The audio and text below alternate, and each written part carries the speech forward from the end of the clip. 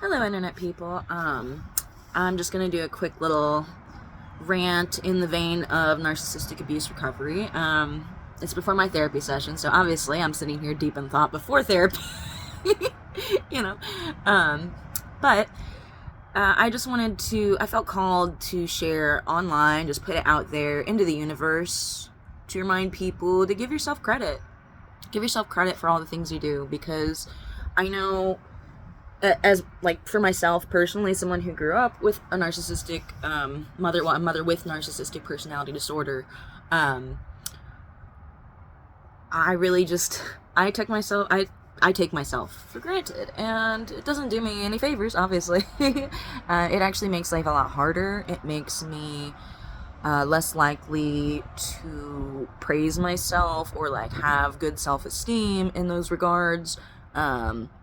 So I've spent the last month using this app. I just use the free version of Finch, and you can put in like all these different goals. You click on the goals when you finish them, and so like if anyone knows me, y'all know I have a paper planner, and I do little boxes near all of my to-do stuff on my schedule, and I get this like weird dopamine rush when I check off a box. It makes me feel accomplished. It makes me feel happy, productive. It's just like a stupid little brain hack, I guess. So I put little boxes. My dad messes with me and makes some triangles. It pisses me off to no end because it looks like... Anyways. It's funny. It's annoying, but funny. Finch I use, and I put in all these like different little chores and stuff, and so I put in more than I could really, or than I would really want to write by hand in my planner. For some reason, I don't know, it's just easier to do it digitally. There's less like space taken up, literally. It's easier to scroll than it is to flip pages, I guess. Also, the boxes are only so big on the calendar planner thing. But I've been putting in things like brushing my teeth in the morning, and taking my vitamins, and flossing, and drinking enough water, and basic stuff like that in there. And making my kids lunch for before school, reading with him, getting him to practice his violin, helping him with laundry, to clean his room, all these like deep cleaning things that I want to do. Like, I might have overwhelmed myself on it, but anyways, I've been maintaining it for about a month. I did add some more recently. I added the deep cleaning stuff because I was doing pretty well with the normal hygiene and family life maintenance stuff. But it has helped me so much to give myself credit for everything I really am doing. And I'm doing a lot. I have like 60 different things that I do every day, guys. Like, and I mean, like, it's small stuff that doesn't take more than a minute sometimes. And I have a lot of mental health stuff on there, like giving myself credit for the things I do. And so this is kind of like a positive self-feedback loop that I made. So one of my tasks is to give myself credit for something I did today. And if I can't think of anything that I did right, then I just look at my history on Finch, and I'm like, okay, well, I did all this today, actually, and I did 60 things yesterday, and 75 things the other, not that many, but, it's like, then I can check off the little box, and I get more points. And so you get the points. Sorry, I probably should have said this. If you don't know what Finch is, you get these little points to go on journeys with your little, like, burb is what it's called. It looks like a little penguin character, and you can buy them clothes, you can decorate their home, you can change the, paint of their belly and wings and all this stuff. And so it's fun, and you can connect with your friends on there. So me and my son have our Finches, and we send each other like good morning, good night, gratitude, and different stuff like that. I don't know. It's awesome. But yeah, giving yourself credit it seems so stupidly simple now that I am here on the other side of it. But before, I was introduced to this as a concept really by my therapist recently, as like a really like applicable to me kind of thing. Because I know in theory, give yourself credit for what you do, blah, blah, blah. But it didn't make sense in like a personal way to me, because I took myself for granted, and I have this really negative narrator voice in my head that's always telling me that I'm not doing enough, I'm not doing good, and it's just constant. And so part of my like cognitive behavioral therapy is taking those negative thoughts and challenging them. So when I have the thought, I didn't do anything today, because that's how I'll feel. I'll like clean for like 3 hours straight, and then I want to sit down and take a break and eat because I haven't eaten all day, and I'll feel guilty for it. And that's like not okay. Like, I deserve to take breaks and I deserve to eat because I'm a human and all humans deserve that, in my opinion. And I need to hold myself accountable to my own opinion for myself. And that's where like this divide and this negative self-talk really has been coming from in my life, is not treating myself the way I would treat other people, treating myself worse than I treat other people. And that's not healthy, obviously, and it's been detrimental to my life, you know. This like self-imposed cycle of self-loathing. And I mean, it's self-imposed at this point, because I'm an adult who no longer lives with an abuser. Though it was not particularly like in my control when I was a child to just leave the abusive home. I mean, I ran away a bunch, but I always got caught by the cops and taken back home, and so it wasn't really an option. But anyways, what was I talking about? I just lost my train of thought. Oh my god, great. Anyways, this video is about giving yourself credit. I didn't want to make this long. It's already 6 minutes. What the fuck? Okay, get your shit together, Lolly. And I wanted to remind you all, like, give yourself credit for all the things you do, like, big and small, you know? Like, if you have an animal that you take care of, like, give yourself credit that you are sustaining the life of another being, you know?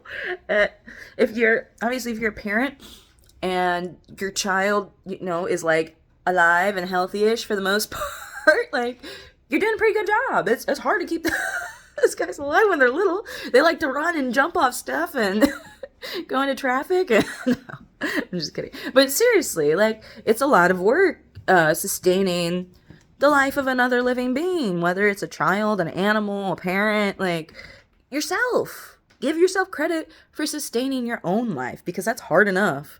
Like, I get little pinch points when I take a bath.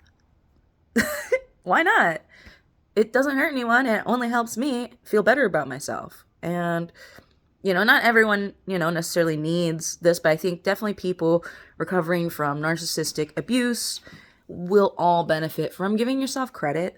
Like, what's it gonna hurt? You know, try it out. That's kind of been my view with therapy, as someone who is just like a skeptic, and I had therapy forced on me in childhood, and so obviously rebel teen Lolly was resistant to therapy because I was forced into it. By the way, therapy does not work if you're forced into it. You have to want it. Now, if you're forced into it and you want it, I guess maybe it would work. But, you know, like, it can't be against your will, really. Like, you have to also want it. So, as always, you know, I know therapy is not accessible to everyone. And so that is why I post little, like, glimmers from my own healing journey for people, along with my rambling. But, you know, just something that has really been helping me in therapy that I wanted to share with other people, because I think it could help y'all too, you know, to give yourself credit for all the things you do. And, oh, another little thing that's in my Finch that I wanted to share too. I've been tasking myself with making myself say 3 things I'm grateful for when I wake up in the morning. And it's been changing my mindset. Because a lot of times I realized, like, looking back, like, retrospectively with hindsight, which is always 2020, that a lot of the mornings I'd be starting off thinking about, like, oh my God, I gotta go to work, or I gotta do this, that, or the other. I'd just be thinking about all the tasks I had to do, all the ways in which I was going to be stressed. And I was just, it's rolling out on the wrong side of the bed, even though I can only get out on one side of my bed. But the attitude when getting out of the bed, no matter which way you roll from, is what I think sets a lot of the vibe for the day, for lack of a better fucking word. You know, it sets the mood, the tone for your own perspective throughout the day. And that one does kind of work with forcing yourself, actually. It actually kind of works better when you feel least grateful and trying to force yourself to think of things you're grateful for, I find that to be the most effective, honestly. So it's weird, life is silly like that. Can't force therapy, but can force gratitude. Like self-imposed, gratitude. I'm sure if someone's like holding you hostage, being like, what are you grateful for? I'd be like pissing my pants instead. But self-imposed gratitude is really helpful for me. Even if it's, sometimes I'm really sad and I can't think of anything, so I think of, well, am I grateful that water exists? Yeah, I get thirsty. Am I grateful for air? Yeah, I've always been really passionate about breathing. So, different things. Like, am I glad, grateful to have a roof over my head? Am I grateful for the people in my life? It can be something really, really specific too. Like, man, I'm really grateful for that pumpkin soap in my bathroom because it smells so good, and I'm challenging myself to do different things each day. And I'm sure there's going to eventually be some overlap because my memory is not 100. So, but it's good. And sometimes I do let myself pick the same things too. And I'm like feeling upset and I'm just like, all right, 3 basic things that I'm happy for, grateful for, So yeah, gratitude and credit, validation of the work you are doing. Because it's not a matter of, am I doing the work? No, you're doing the work in whatever way you can, and you're going to keep learning and growing and doing better, but give yourself credit for where you're at now. And a lot of times I think we get caught up in this comparison of like present self versus future aspirations for self, and we're not psychic. And if you are, tell me the future, give me some sports bets or something, future gambling stuff. I don't think we have any laws on that. So, but, seriously, we don't know the future, so we don't know that that's going to be us in the future. So why are we comparing ourselves to something that may never exist, but definitely doesn't exist right now because we are who we are now? And so, comparison's the thief of joy, I say. And someone else said that, someone far better than me, I'm sure, says that comparison's the thief of joy, and I wholeheartedly agree. When we are comparing ourselves to others or other versions of ourselves that we wish existed, we're doing a disservice to ourselves, because I think recovering from narcissistic abuse specifically, or really any kind of abuse, is about finding acceptance in yourself, because yourself is this huge, intangible concept of past, present, future, right? And I think a lot of times people who have gone through abuse have a hard time accepting the past, because acceptance is not just validating its existence, but also letting go of the need to wish that you could change it. That's the hardest part. Because there are still parts in my past I wish I could change, wish I didn't have to do. I have regret, I try not to, but I'm human. We all feel those things. So the trick is just to feel them while they come, let them go, and then you're not stewing in them for days and weeks, God, I forgot again what. I'm just going to end the video with saying, give yourself credit, right? You do a lot. You're here watching a video about narcissistic abuse recovery. Clearly you want to heal. Something's going on. You care. So, good job. And you need to tell yourself, good job too.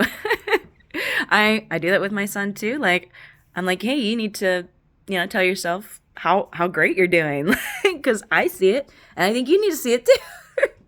So let's all just take a moment and be like, hey, I'm pretty awesome. I do things. I keep myself alive. I've made it however many years you are here. Good job. You've survived 100% of the days that you've lived. Think about that. That's a pretty good success rate, I'm going to take an airline with a 100% success rate over one with a 98% success rate. You feel me? So, if you were an airline, you'd be solid as shit because you've survived 100% of the days that you've been alive. So, good job. There's some credit for you. And challenge yourself, really to just list off things that you are actually grateful for. Don't bullshit yourself, because you'll know if you're not actually grateful for it, if you don't actually care about it, And sometimes it's really hard. I know people that struggle with, self-harm and things in that vein. Sometimes there isn't really anything you'd feel truly grateful for. In that kind of case, bullshit a little, You can go for the basics: water, air, dirt, trees, birds, music, anything that maybe brings just a spark of a glimmer to you. Sometimes we still have that. But give yourself credit, be grateful, and I forgot what the last one was, so good luck. I have to leave for therapy now. Bye, guys. Have a good day.